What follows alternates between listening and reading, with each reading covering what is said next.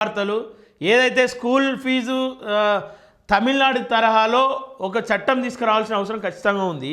ఫీజులు విచ్చలవిడిగా అయిపోతూ ఉన్నాయి. అటు ప్రభుత్వ పాఠశాలలు మూసేస్తూ ఉన్నారు, ఇటు ప్రైవేటు వ్యవస్థలపైన ఒక నిబంధన ఒక చట్టబద్ధత లేకుండా ఇష్టానుసారంగా ఫీజులు పెంచుకుంటూ పోతూ ఉన్నారు. సో దానివల్ల మధ్యతరగతి కుటుంబాలు కావచ్చు, లేదంటే కూలీనాలు చేసుకునే కుటుంబాల్లో పిల్లలు చదువుకునేటువంటి పరిస్థితి లేకుండా పోతూ ఉంది. మళ్ళా యువతరం విద్యకు దూరమయ్యే పరిస్థితి ఏర్పడుతూ ఉంది. మూతికి ముంత ముట్టికి చీపురు కట్టుకునే పరిస్థితులు ఏర్పడే అవకాశాలు కనిపిస్తూ ఉన్నాయి.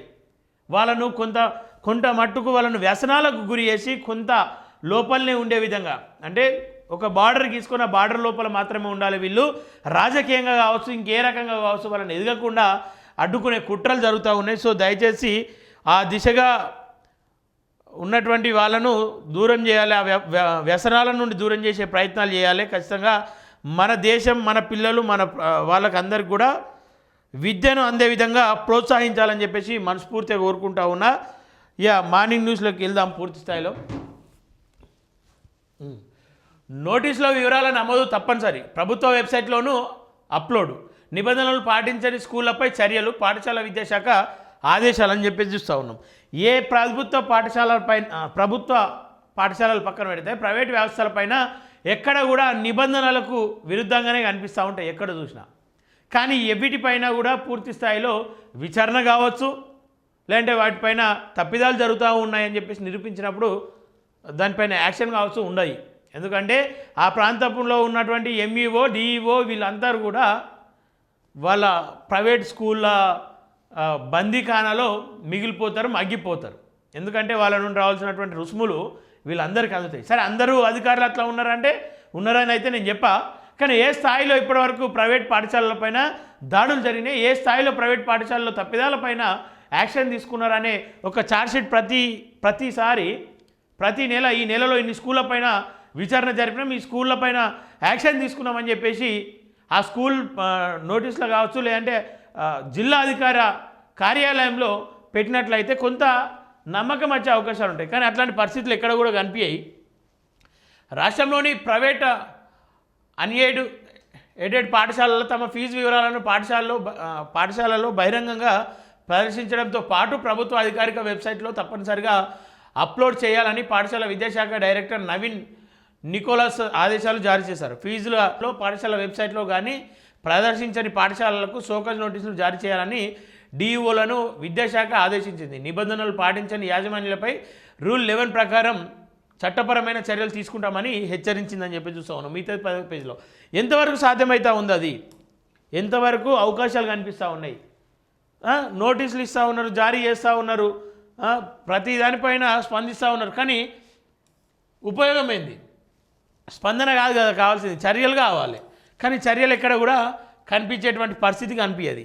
రాష్ట్రంలోని ప్రైవేటు పాఠశాలలు 2026-27 విద్యా సంవత్సరానికి సంబంధించిన తరగతులు వారిగా వసూలు చేసిన ఫీజులను పాఠశాల నోటీస్ బోర్డులో, సంబంధిత పాఠశాల వెబ్సైట్లో, అలాగే విద్యాశాఖ అధికారిక వెబ్సైట్లో తప్పనిసరిగా అప్లోడ్ చేయాలని సూచించింది. ఫీజుల వివరాలను అప్లోడ్ చేసేందుకు విద్యాశాఖ పోర్టల్లో ప్రత్యేక సదుపాయం కల్పించినట్లు తెలిపారు. ఫీజుల నియంత్రణ సంబంధించి గవర్నింగ్ బాడీ సభ్యుల సంతకాలతో కూడిన మద్దతు పత్రాలను కూడా సమర్పించాల్సి ఉంటుందని స్పష్టం చేశారు.